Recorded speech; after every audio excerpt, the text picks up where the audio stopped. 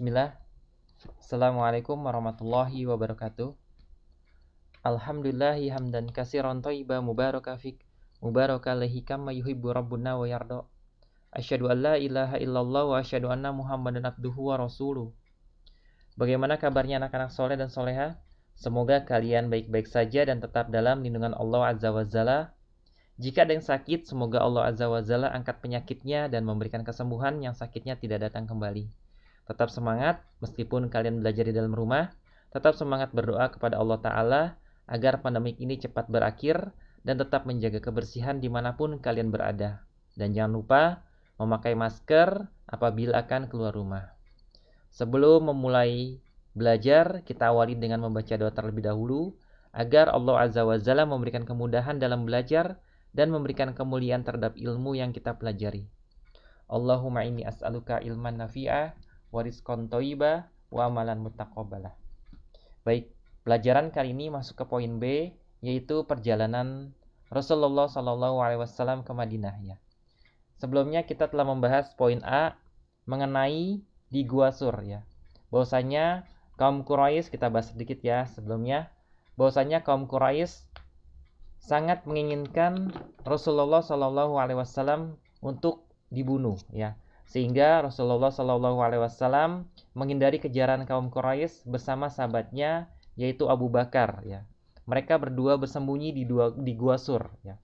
Di Gua Sur itulah terjalin ya bahwasanya kecintaan terhadap Rasulullah ya, kecintaan sahabat Abu Bakar terhadap Rasulullah SAW sehingga Abu Bakar rela berkorban jiwa raga ya. Sehingga pada saat Rasulullah SAW tertidur, Abu Bakar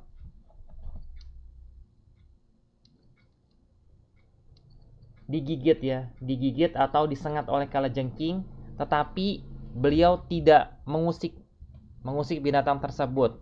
Sampai akhirnya Abu Bakar menahan rasa sakitnya yang teramat sakit sehingga meneteskan air mata ya. Sejak itulah Rasulullah terbangun melihat rasa sakit yang diderita oleh Abu Bakar sehingga Rasulullah memberikan air ludahnya kepada luka yang disengat oleh kalajengking dan atas izin Allah sakit itu tersembuhnya ya. Baik, bahwasanya itu adalah rasa cinta terhadap sahabat pada Rasulullah SAW ya. Baik, kita masuk ke pelajaran yang poin kedua, perjalanan ke Madinah ya. Bahwasanya setelah 3 hari Rasulullah bersama Abu Bakar bersembunyi di Gua Sur. Sementara itu Abu Bakar bersiap-siap melanjutkan perjalanan ke Madinah bersama dengan Rasulullah. Amir bin Furaiha adalah pelayan Abu Bakar, telah menyiapkan 2 ekor unta. Lalu mereka mengupah Abdullah bin Uraik ya. Abdullah bin Uraik ini adalah seorang kaum Quraisy ya. Seorang kaum Quraisy yang penunjuk jalan di jalur perjalanan menuju Madinah.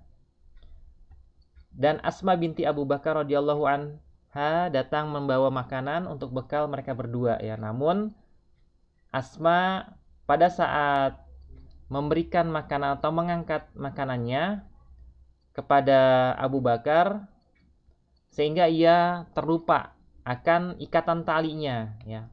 Sehingga Asma itu memberikan atau mensobek ikat pinggangnya menjadi 2. Yang satu dipakai di pinggangnya dan yang satu lagi diberikan kepada Abu Bakar untuk mengikat ransum ya.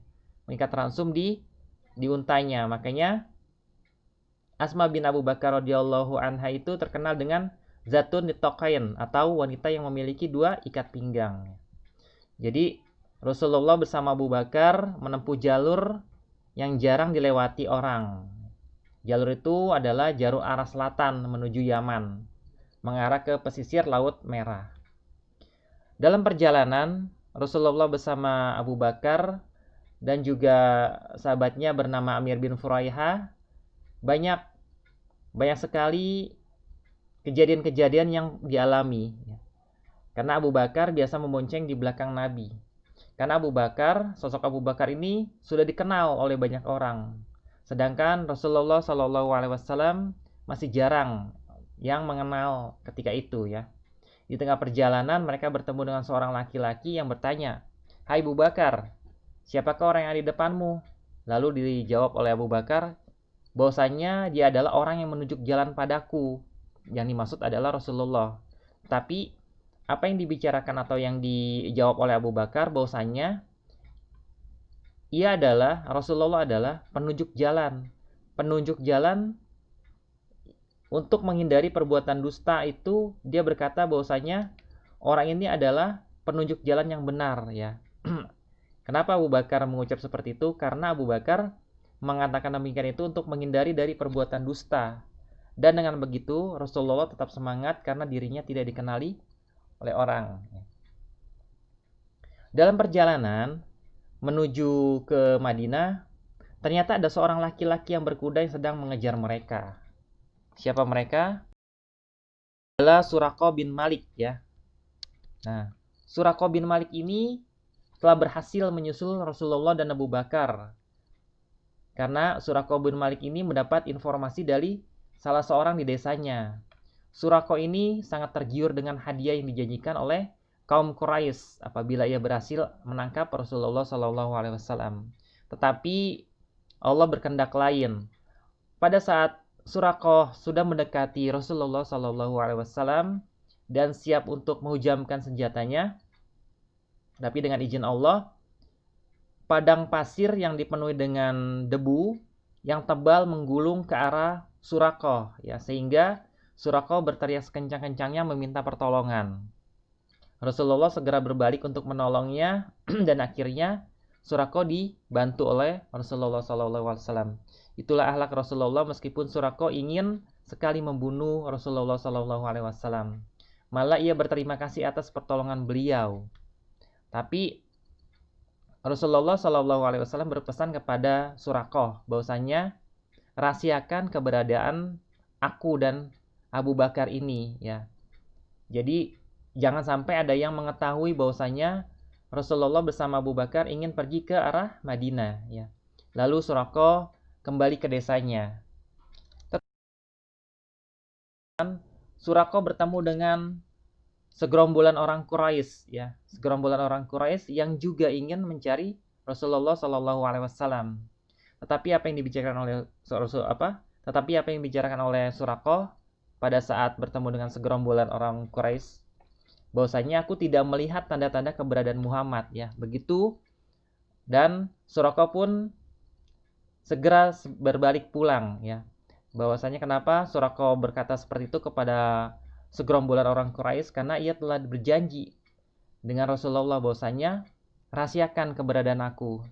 Sehingga pada saat bertemu dengan segerombolan kaum Quraisy, Suraqah telah menepati janjinya. Nah, itu adalah salah satu sahabat yang telah diberikan amanah oleh Rasulullah SAW ya. Rasulullah dan Abu Bakar juga telah melewati hampir 130 km perjalanan melewati padang tandus yang jarang dilewati oleh masyarakat pada umumnya pada saat itu. Ya.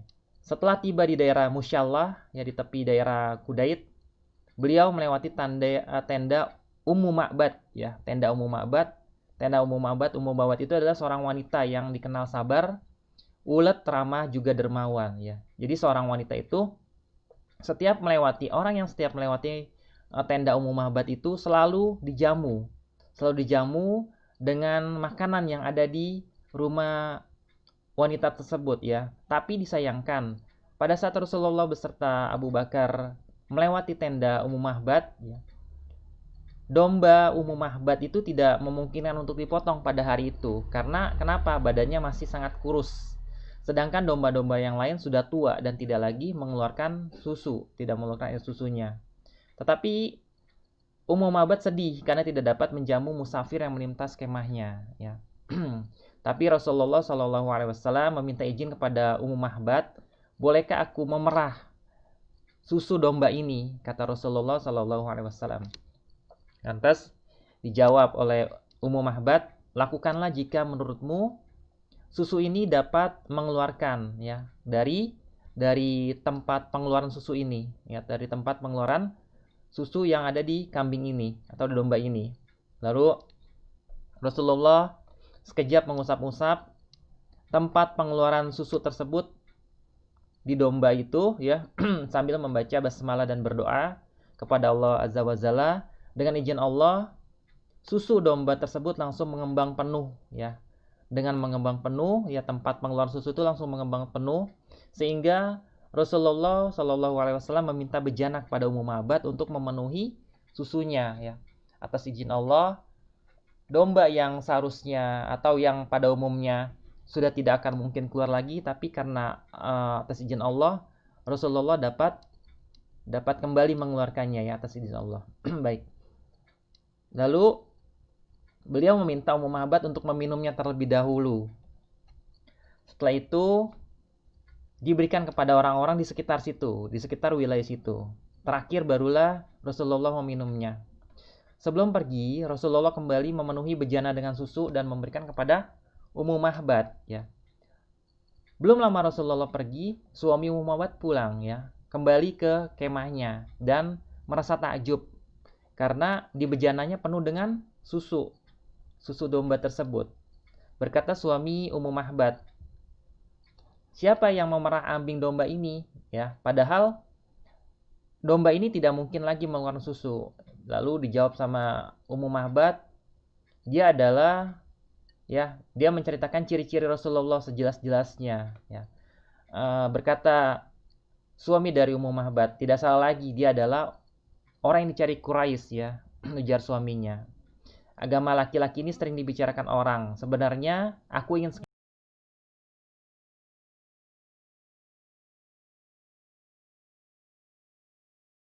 dari suku San di perkampungan Aslan.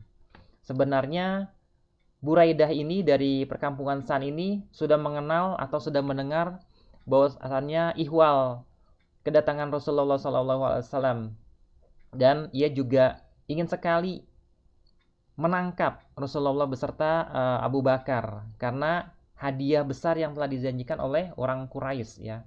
Namun tak kala Rasulullah dan Abu Bakar mengajaknya berbicara atas izin Allah Azza wa Jalla, Buraidah juga sekejap langsung memasuki atau langsung bersyahadat di depan Rasulullah, dan akhirnya Buraidah itu masuk Islam ya.